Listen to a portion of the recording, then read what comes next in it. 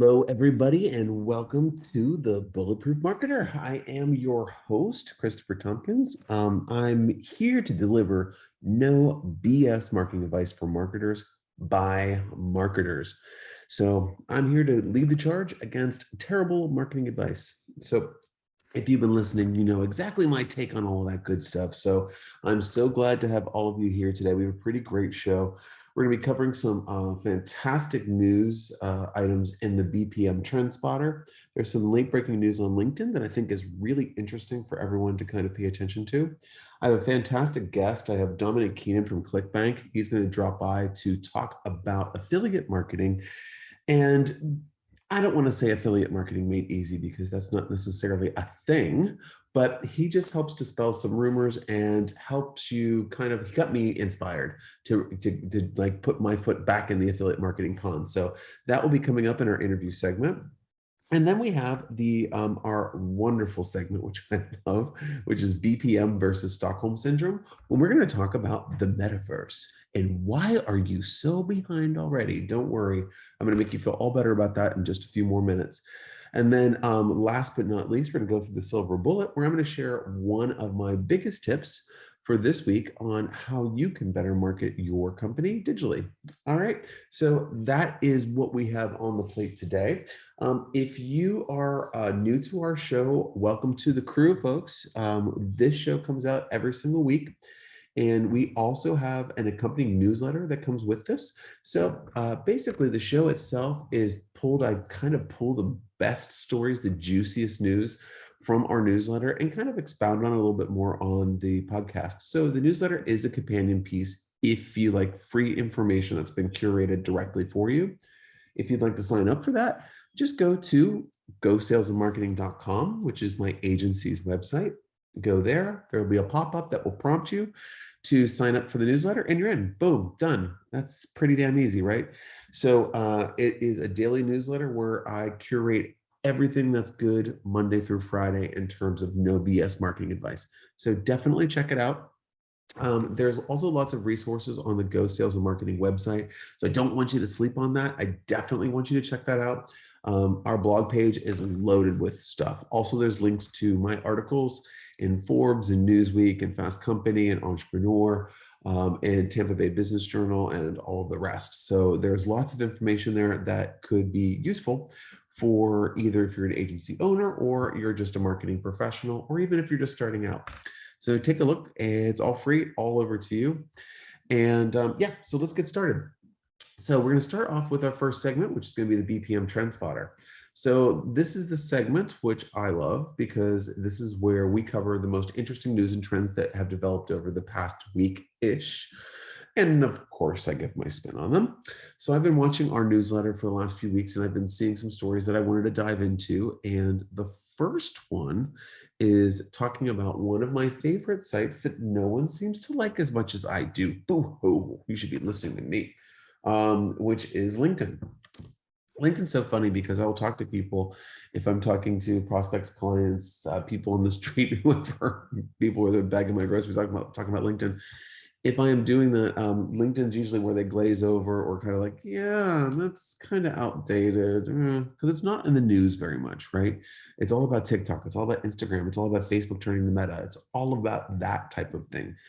But LinkedIn is kind of like this, I don't want to say it's the sleeping giant, but it is an absolute behemoth that if you can awaken it the right way, it just gives you so many roads to connecting with your target audience and growing your business.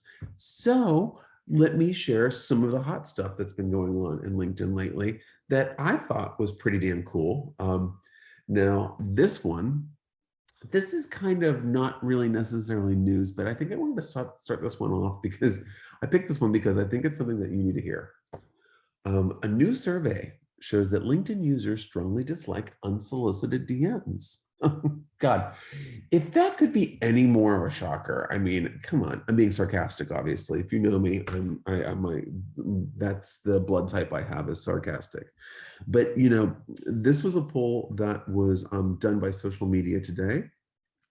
And what they found out was that pretty much what bothers people the most about LinkedIn is irrelevant notifications and unwanted messages are the two main things, but unwanted messages is number one. So now what we found in another group that Social Media Today ran this in their own LinkedIn group, they found out unwanted messages again was the number one most unwanted thing. Now, here's the thing. If you are, this is where the bot services come in, and this is where, I got this LinkedIn lead generation company that I'm working with. If there are automations that are being built onto your LinkedIn campaign, beware. It's a turnoff. The world is changing. I mean, come on. I mean, let's be honest though. 14 years ago, 15 years ago, we started our agency.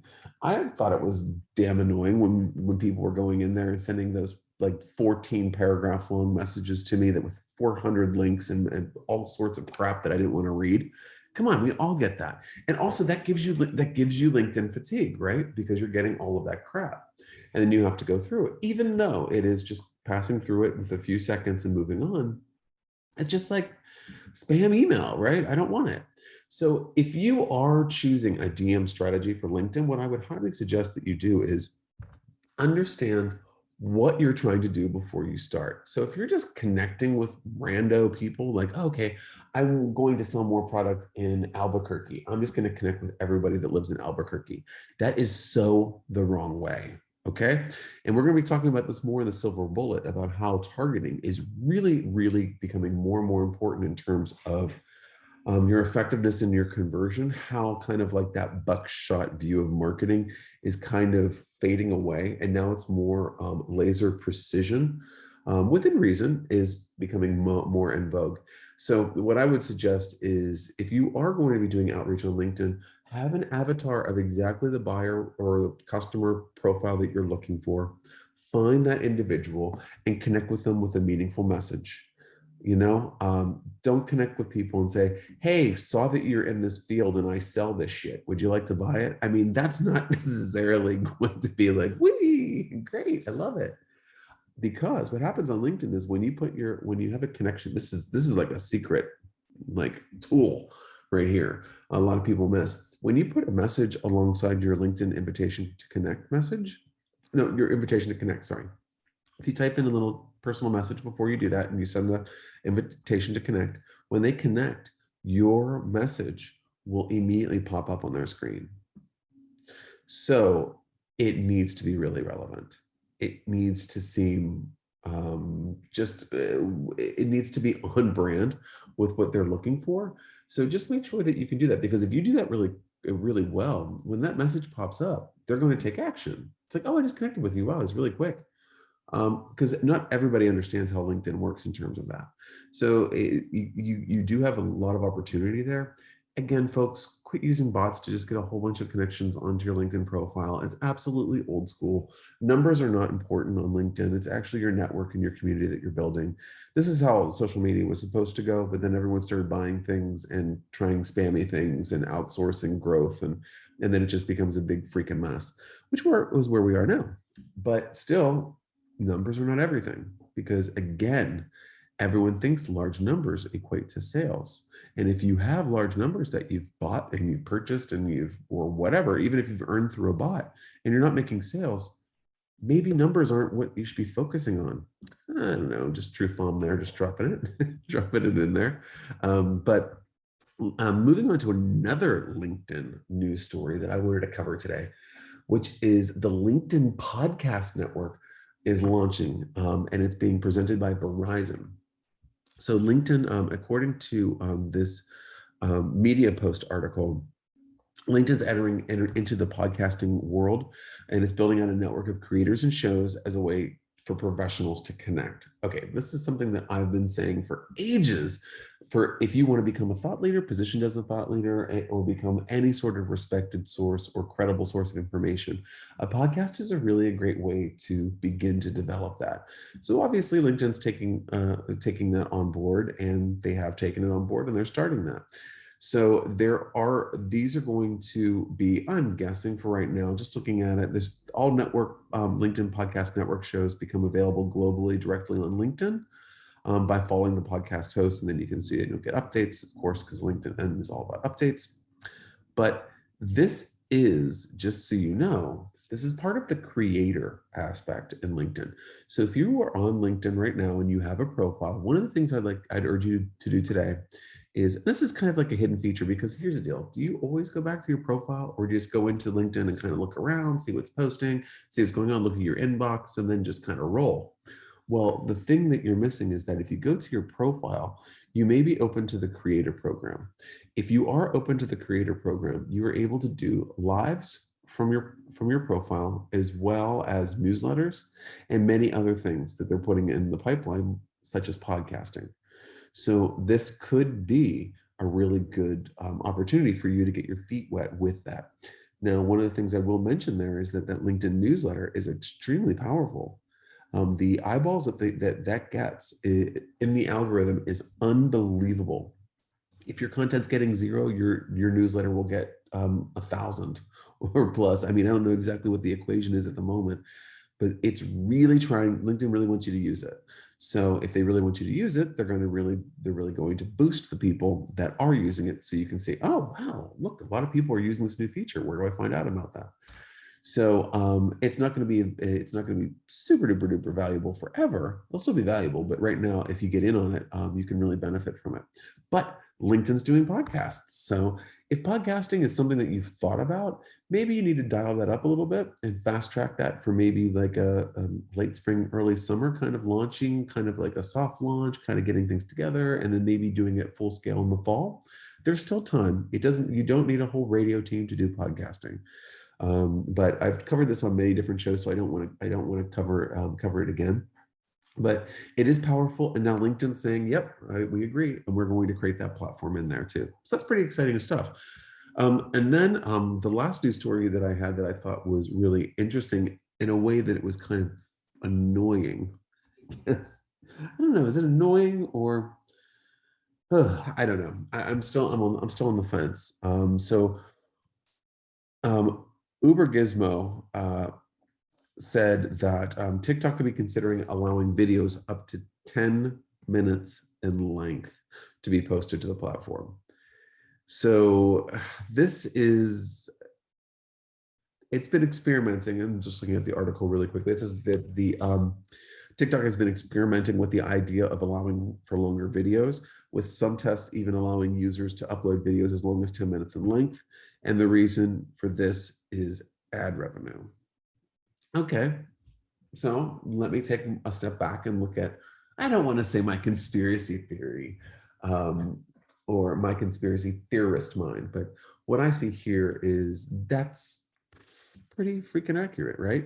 Because it's going to get to a point where the wave is going to crash on the advertising, and then it has to find ways of kind of bumping that up, that revenue, and longer form content will do that. Then what will happen is they're going to parlay their visibility and their engagement into becoming a YouTube competitor. And that's what I would think it would happen. And I normally wouldn't say this, but with new platforms, because they all usually just like kind of blow away in the wind by Clubhouse. But I think with this one, I think TikTok really has some strong legs, and they're really flexing all the time. So I think that, long form content, I'm not thrilled about. I know that it's going to make it very easy for a lot more people to join it, but I don't know if that will be the watering down of the platform and taking away from the authenticity of it or not. But you never know. I think there's it's all up in the air. But just that they're thinking about it is something that I think is interesting to consider when you're coming up with your strategies. Just because when you're, especially video strategies, because we all know how difficult those are to create, right? So with that said, keep that in mind. TikTok might be going longer, but definitely the other two stories regarding LinkedIn, make sure your DMs make sense, because everyone hates them when they're garbage. And the podcasting angle on LinkedIn, I think that's pretty damn cool. So yep, so there is your phenomenal BPM Trendspotter. I'm super excited because after the break, we're gonna be talking to Dominick Keenan from ClickBank, and we're going to be talking about affiliate marketing. Now, if you are doing affiliate marketing, let's think about this just a little bit differently before we get into Dominick on the other side of the break. We welcome him to the show. If you were doing a brand ambassador or a loyalty program, it's essentially an affiliate program, right? In some way, shape, or form. So just think about that going into it, because I'm sure that you've heard of loyalty programs and brand ambassador programs and just to create UGC and getting people involved and sharing discount codes and all that kind of stuff. Affiliate marketing is how you track everything and how you pay people and how you reward them in a very, very organized fashion. And then you scale, et cetera. But Dominick has all these answers. I'm not going to act like I'm the expert in affiliate marketing because I by no means am. That's why I'm bringing Dominick on. So after the break, Dominick from ClickBank on the Bulletproof Marketer. See you in a minute, folks. Hey, parents, are you looking to make it easy to promote your child's development? Well, I want to introduce my go-to, which is Motor Planet. Motor Planet is a powerful developmental program designed to enhance your child's skills. Their software-based program offers fun, motivating activities designed to challenge your child's abilities. So we're talking fine motor skills, visual motor and perceptual skills, physical strengthening, overall conditioning, enhanced sensory processing. At Motor Planet, they strive to help your children grow. If you'd like to learn more on how this fantastic app works, there is a 1-week free trial, and that is courtesy of Motor Planet. So if you want to grab that on your Android or Apple device, visit them online today. It's motorplanet.com. That's motorplanit.com. All right, everybody, welcome back from our illustrious break. I don't know if you listened to any of those ads during that break. Really like the guy's voice. He should probably get more work. But anyway, I do know his number. So we're into what I've been teasing at the beginning of the show was talking about affiliate marketing. And if I'm talking about affiliate marketing, I want to have one of the best guys that does it on, and that is Dominick Keenan. Dominick is the VP of Sales at ClickBank. He focuses on supporting ClickBank's current vendors and affiliates, as well as growing ClickBank's business. As an expert in the field, he knows that the world of online marketing is changing daily, and what works today might not work tomorrow. In affiliate marketing, it applies twice as much. You're telling me, preaching to the converted there, D. Dominick would love to share with our listeners the strategies and channels that are working for 7 to 8 figure ClickBank affiliates. And we're going to ask some questions, but without further ado, Dominick, welcome to the Bulletproof Marketer. Hey, thanks for having me, Chris. I really appreciate it. Yeah, no problem. So, okay, what did I miss there in your illustrious intro? Probably some really boring backstory, which we won't bore your audience with. But yeah, I've been at ClickBank for 7 years, and it's been a phenomenal ride in that every day, I mean, interacting with a dozen at least entrepreneurs, small business owners, larger brand owners every single day. I left the world of commercial banking to come do this, and I'm so glad that I'm not still sitting on the 3rd floor of the bank building crunching Excel spreadsheets. This is just a fascinating world to live in. So excited to chat. But affiliate marketing is I've had some guests in the past that talked about it. My friend Leanne was one, and it is. Do you feel that people are getting more comfortable with it as the technology gets a little bit less not less sophisticated, but more sophisticated to kind of lower the barrier of entry, or not? Yeah, I think people are getting more comfortable with it. I would say affiliate marketing probably got a pretty bad rap from when it was easier to source traffic in ways that aren't allowed today. I mean, you think about what's allowed from a compliance standpoint in Facebook or Google Ads, and I'll often talk to guys that I've been with ClickBank for 15 years, and I remember back when Google, what was it, DoubleClick, I think originally. It was the Wild West, and we could do anything we wanted. And so there's kind of this bad rap around it. Now that's pretty difficult to do, right? You can't just spam the hell out of somebody or put up offensive banner ads.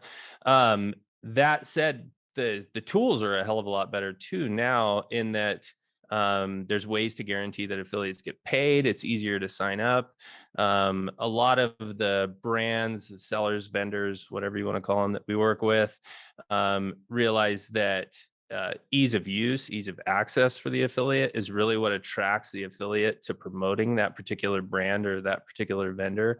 And so, yeah, I would say not only is the image of the industry much, much better now, it's easier to get started because the industry is more favorable to the entrepreneur.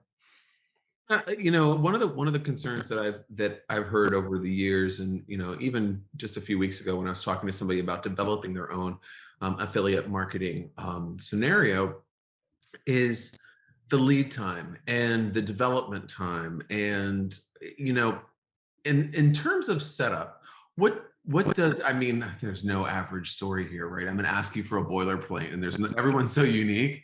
But what kind of advice could you give on timelines to setting up a affiliate program? Well, so that's a good question, and I'll answer it shortly. But I would say, if somebody's out there looking at starting an affiliate program, I would definitely look at it as an additional channel to your business. And no new channel is cost free, whether it's from a money or time component. I think for some people, there's this impression, and they look and see really successful brands that have done this, and they're like, well, it's just a link at the bottom of the page, right? And we collect the affiliate's email address and away to the race, off we go. In reality, there is no channel like that is instant. It does require investment. That said, oftentimes what we're recommending to people is keep in mind affiliate traffic is going to be distinct from other types, especially internal owned media or email or whatever it may be that you're doing internally. So those pages that you're sending, or that your affiliates are sending traffic to, need to be optimized for that type of traffic, which is typically, at least in our world, is conversion. We count conversion at time of sale. But there's other networks, obviously, where CPL, collecting leads or whatever it may be.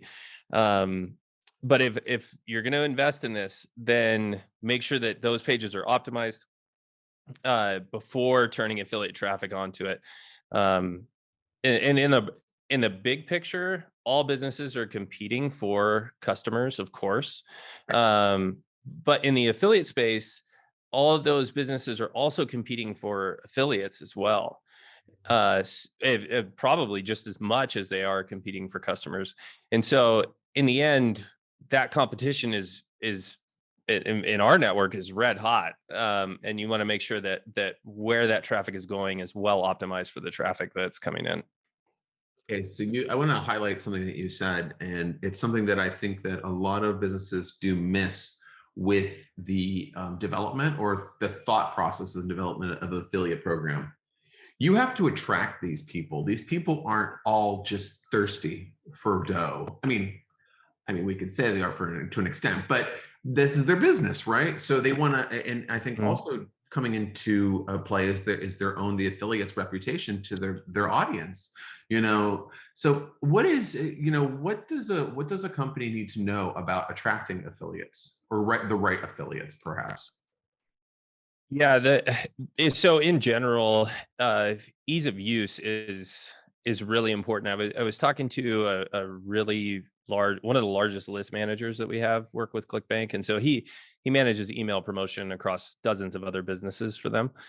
And he said he doesn't understand why some people, like, they've done everything right. They built a great converting sales page. It's well optimized, everything that he needs to promote it. And then all he needs is, say, like, swipe copy for the email or a different image or some type of different creative. And the affiliate manager on the vendor side will get back to him like next week. Well, he was trying to fill an opening in his promotional schedule tomorrow. Right. And so for the brands that we're advising, we say that really starts with a really good affiliate page. And the components of that will include, so in ClickBank, we have post-purchase upsells. So you can't see the entire sales flow unless you go and purchase the initial product and then all the subsequent products. And that doesn't lend to ease of use for the affiliate to go through your whole sales funnel. But diagram it out there. Say like, this is the landing page where your affiliate traffic ends up. Here's what the order form looks like. Here's what it converts at. Here's the average order value at that point. And then post-purchase, here's the upsell, downsell. It might be multiple steps. Here's the rates those convert at. Excuse me. That way they can look at it and optimize the message that traffic is receiving prior to landing, so that it's not just optimized for the first page that they see, it's optimized for the messages congruent all the way through the funnel. So that's a big one. Put that right up top so they can see exactly what they're promoting. And then the other things that are, kind of obvious is the any creative that you can provide them, any swipe copy, banners, that type of thing. Then I would also put in there your T's and C's, the vendor, brands, terms and conditions. So if you don't want that affiliate, say brand bidding, right, for search, you probably, if you own a brand, you probably don't want to compete with your affiliates for that. Put it right in there. Don't, do not compete with us in this. And whether it's ClickBank or any other affiliate network, if you run into somebody running counter to the terms and conditions that you set out for your affiliates, and will immediately stop traffic for you from that particular affiliate. And then lastly, I always encourage people to hire an affiliate manager, somebody who's really good at relationships. And I don't mean some companies, they have an affiliate program, and really what their affiliate manager does is count the number of conversions times the commission amount and make PayPal's all their affiliates money. That's not it. That's a bookkeeper, right? That's in PayPal all the time. What they need to be doing is building relationships with this. Going back to my list manager friend, for example, he needed copy today so he could email tomorrow, and he is a big affiliate. That guy can easily send 6 figures of traffic in a day. And not having somebody in place to manage that relationship and meet his expectations costs that particular vendor a lot of money on that day. And, he penciled him in for months down the road. His calendar's full. That opportunity was missed. And so there's a little bit of nuance to that. It needs to be really easy and accessible. So I say right at the top of the page, preferably top right corner, the name of the affiliate manager, whoever they're supposed to contact on the brand side, email, Skype, phone, however you contact them, and then make them a real person. Like put a headshot of them up there. And that way, it's a little bit more personable. But also, if you're in an event, they know what they look like, and they run into that person, they know who they're talking to. So those are kind of the fundamentals on the affiliate page side.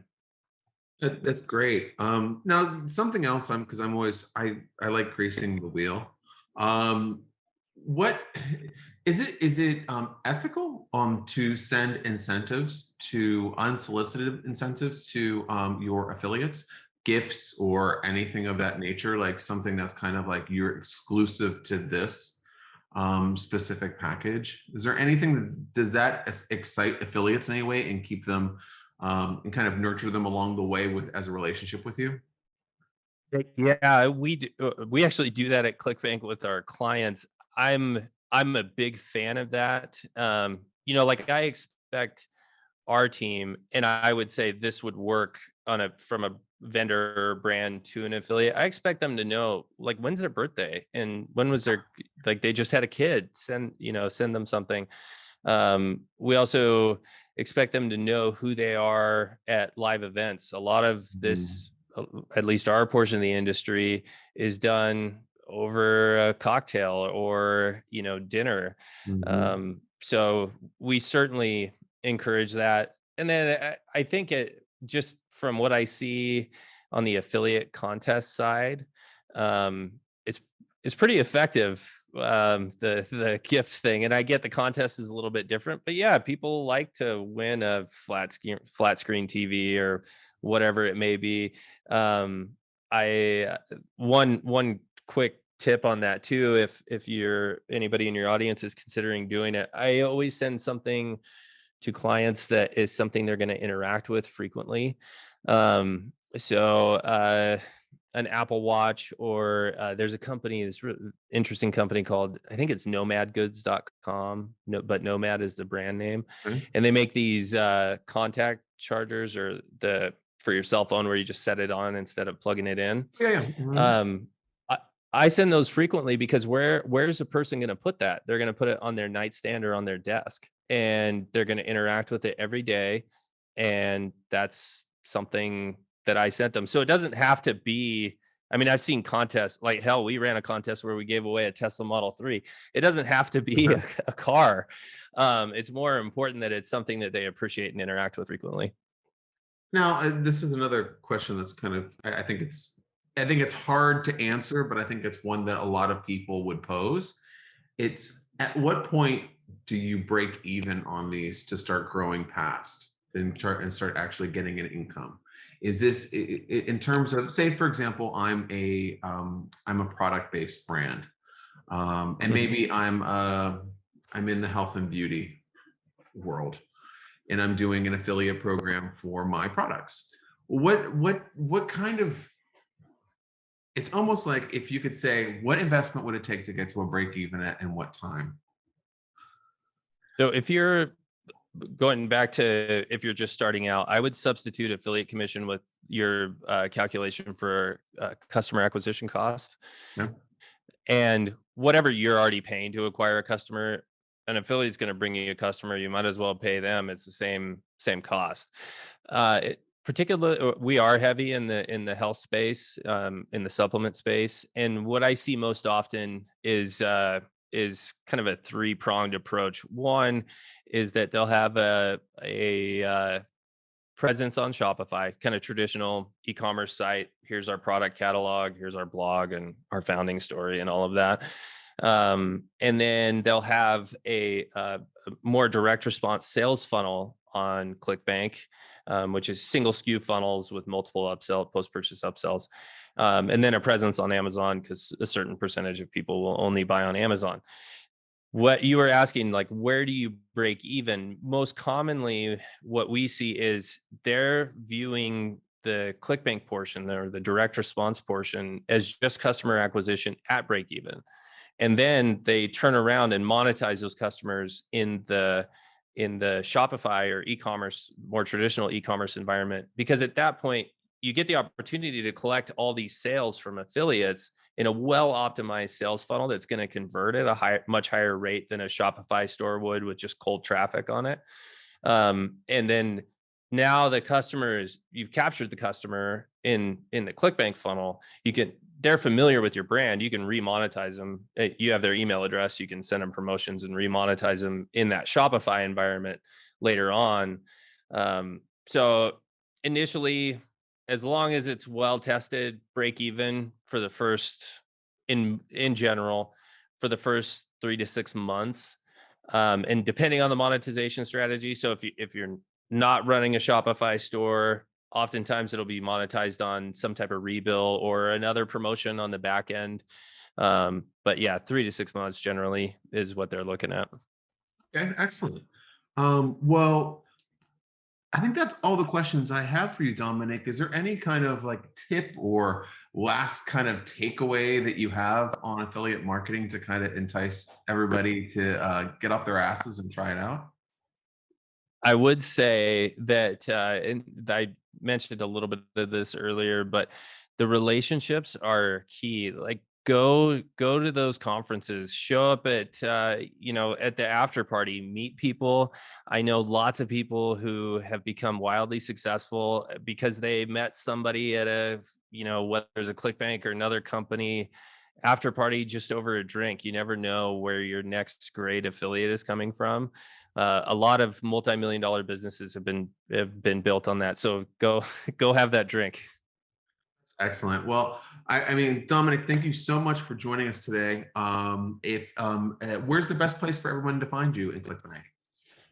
Yeah, so you can find ClickBank at clickbank.com/podcast. We've got a bunch of resources set up there, and to get in touch with us. We're also very active on pretty much every social media channel. If you want to get in touch with me directly, I'm very responsive on LinkedIn, so check me out there.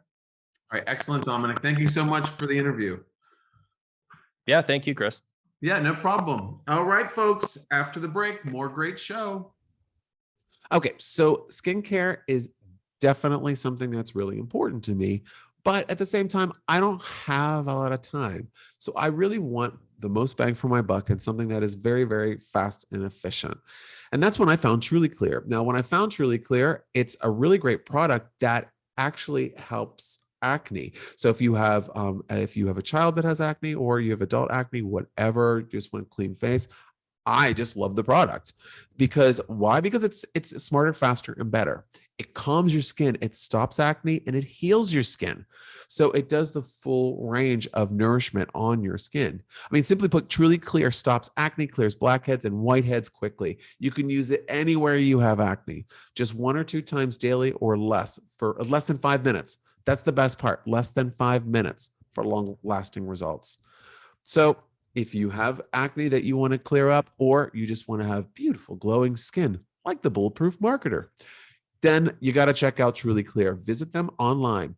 It's trulyclear.com, TRULYCLEAR.com. Again, trulyclear.com. Fast, smart, just better. And we are back. So, okay, I hope that you got a nice, I'm from Dominic, I hope you got some really great information in terms of affiliate marketing and kind of how it rocks out. It's something that I always find so intriguing. There's so many different elements to it, and there's so many different ways you can build success. So definitely check out ClickBank and see if this is a good fit for you. Dominic can hook you up. So all the links for him, like I said before the break, are in the show notes. So go ahead and click away to ClickBank. So now we are in our next segment, which is the BPM versus Stockholm Syndrome. Okay, marketers, you know something. You aren't crazy. You just think you are. What I'm talking about is marketers' Stockholm Syndrome, where we go so far into our heads that we can't see reality, much less what is about 5 feet in front of us. So this is where, if I can help just one marketer from going, what am I doing wrong, and feel empowered, I'm here for you. So with that said, today's topic is the metaverse. Okay, everybody, you can take 1 minute and do like a really hard eye roll, because that's how I feel when I look at the metaverse. Now, the reason being is I'm rolling my eyes because it's just one more massive concept that it's going to take a lot of time for everybody to fully understand. So during that time, there's going to be lots of other kind of offshoot or kind of ricochet misunderstandings based on this new concept. So I've seen this when, it's gone from just regular image postings to posting pictures of your life or telling your story behind the scenes, and then going to video, and then going to when AI was introduced. And then there's so many different things that have changed, right? So now we're going into the metaverse. So as marketers, we're all, I'm sure if you are a marketing director, your boss is probably mentioned it once or twice, like, what the hell is this? Or you better get on that. Or why aren't we in the metaverse yet? If your boss is saying, why aren't you in the metaverse yet? I've worked for people like that. So, so enjoy that, leave that job immediately. But what I would say is we all have to move carefully through this subject so that we all understand exactly what we're talking about, so we can support one another as we move through it. I think everyone jumping in and trying to like do everything really, really quickly to kind of like suck up the architecture and all of the air in the room is not going to be a good idea. So in order to break it down, I'm going to tell you and be very honest, I absolutely don't know everything about the metaverse. I'm not going to act like I do. And you shouldn't have to either. The thing is, it's brand new. It's kind of like people coming around to Bitcoin, like 6 or 7 years after Bitcoin, you know what I mean? Or NFTs and those types of things, which are not really in your realm, right? They're not really part of your life. Meta is going to make Metaverse part of your life as a marketer, digitally speaking. So you do have to pay attention to it. But this is something that you're going to learn. This is your ongoing learning, right? Following the trends, following the storyline, seeing where the bouncing ball lies. So what I wanted to do to kind of level the playing field a little bit to kind of help you understand how everything is working is I found this great article from EarthWeb. Well, I didn't find it, my team found it. And it's Metaverse Statistics 2022, Key Facts and Market Size Data. I thought that this would be a fantastic, and also this was something that was shared on one of our newsletters, our BPM newsletters. Again, go to gosalesandmarketing.com and a pop-up will come up, just sign up. And then you can get those absolutely for free there. But let me just go through some of the facts that I have. And I just want to keep this kind of brief, just give you a little kind of taster. So the metaverse market size is predicted to reach as much as 800 billion by 2024. Okay, that's really, really, really big. JP Morgan predicts the metaverse market size will be worth 1 trillion. No time frame provided for that, of course. Thanks, JP. Goldman Sachs predicts the metaverse market size will be worth 1 to 12 trillion. Again, no time frame given. So great prediction. Thanks, Goldman. The metaverse market was worth 46 billion in 2020. 10 billion has been invested in the metaverse by Meta, Facebook's Reality Labs segment. 10,000 jobs will be created over a 5-year period. It's a combination, and what it is a combination of virtual reality and augmented reality. It's considered the future by Meta and other people, and the metaverse means beyond the universe. So what can, obviously, just, based off of what I just said there, it's going to be big. See what they focused on, the size of it, and then the baseline 101 definition of it.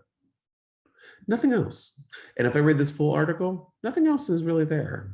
So I think there's no there just yet for us marketers, but I think we need to keep our ears to the rail, because virtual reality and augmented reality both have a real life brand application, especially with augmented reality. Come on, augmented reality was that Pokemon game that everyone was going to hunt for Pokemons. Was it like 5 years ago or something like that, where everyone was kind of like walking around and people were walking into traffic trying to like capture Pokemon characters through looking through their phone in augmented reality.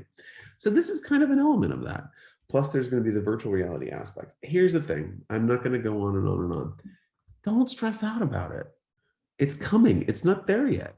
So don't feel that you have to, like, it's like one more thing that's going to bog you down, because as marketers, all of the things, the new things are going to kind of stack up. We're going to start feeling pressure that we have to deliver. Always don't throw the baby out with the bathwater. Continue delivering the results at a high level that are already performing while you're learning about this new thing. Wrap it into your knowledge base. Don't just drop everything to run in this one direction. Oh my God, $800 billion, let's go. Like, no, that's not how it works. Especially if you have modest budgets, or your company is digitally spending adverse. You know what I mean? They're adverse to digital spending, rather, I should say, if I have the right grammar. But anyway, don't sweat. It's coming, and there's gonna be enough announcements and enough education that you're going to be able to get over the time. Just keep your ear to the rails. All right, folks, after the break, we are going to be talking about the silver bullet. So join me in just a minute. And we are back for the silver bullet. So each week I want to dive into a topic that's a silver bullet, or proven secret technique to reach out and attain your marketing goals. So what's this week's silver bullet? Shoppers will unsubscribe from you if they're incorrectly targeted. And this is talking about email. So we talked about incorrectly targeting on LinkedIn in our first segment during the Trendspotter, and saying that, hey, people don't like these garbage DMs. Like, why are you DMing me, jerk? Like, what the hell do I want to deal with you about? This goes for email as well.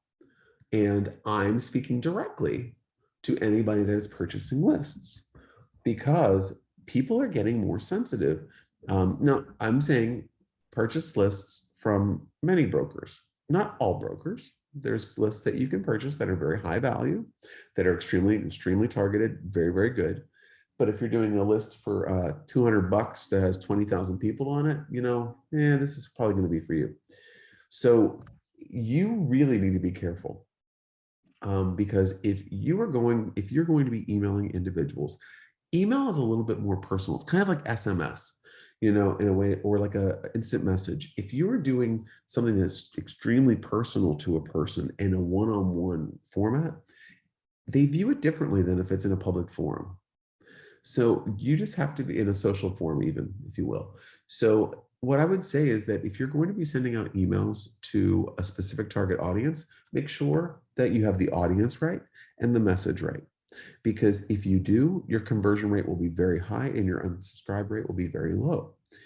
If you just do a boilerplate message to a massive market, yeah, you'll probably get some hits, but you won't be as effective. A smaller sample with a better, more customized message delivers higher than millions of garbage being sent out to millions of people that don't give a shit. So just keep that in mind. If you're doing email marketing, make sure that you are writing for the audience that you were trying to target and you understand that audience very well. Don't just push your agenda on the audience thinking that they will like it. Understand and know that they would like to hear it beforehand. Of course they can ignore, of course they can unsubscribe, but just don't turn them off immediately with the wrong message. All right, folks, we'll be back right after the break with a wrap up of today's show. All right, I have a pretty picky pet. Our golden doodle Olive is leaning pretty heavy on the poodle side and is pretty picky about her food. That is until she tried Square Pet. Okay, before she tried Square Pet, we've given her like 14 different types of food, but we've let her try it out for a while. We're not changing them every day. Don't be a hater.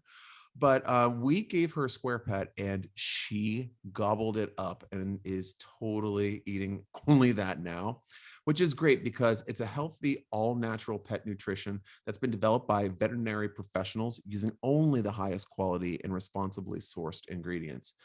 There are solutions for both dogs and cats. I'm not biased. Dogs or cats, everyone's welcome, as well as specialized diets that are backed by science. I'm so overprotective of Olive and I want to treat her like a queen. So Square Pets it is, folks. Learn more and order a bag to try out today at mysquarepet.com.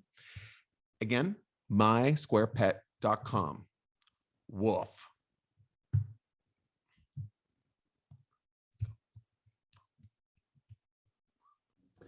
Okay, we are back. So roundup. So what was your favorite part of today's show? Tweet me at Bpm Marketer, BP Marketer, and let me know. Again, that's at BP Marketer on Twitter, and let me know. Also, make sure to sign up for our companion newsletter. Go to gosalesandmarketing.com and use the pop-up to gain access to the inner circle and get daily tips like the ones I delivered on the show today, right in your inbox. So we covered LinkedIn. We covered TikTok, some good stuff there. In our news section, Dominick hooked us up with some great affiliate marketing. So thanks again to Dominick from ClickBank for joining us today. We went through, Meta, what we need to be scared about, nothing. And then, but we have to be aware of it, right? And also how really understanding your target market and hitting them with the right messaging can make your email marketing soar to new levels. So anyway, folks, again, thank you so much for joining us on the Bulletproof Marketer. I've been Christopher Tompkins. If you ever need any digital marketing advice, my agency is ready to hear from you. It's the Go Agency. It's the same website as before, gosalesandmarketing.com. Again, check out that blog page for past shows, articles, blogs, free stuff. Just go ahead, have at it. It's all for you guys. So that's what we do it for. So, okay, guys. Got to run, be kind, be authentic, be bulletproof. Until next time, folks.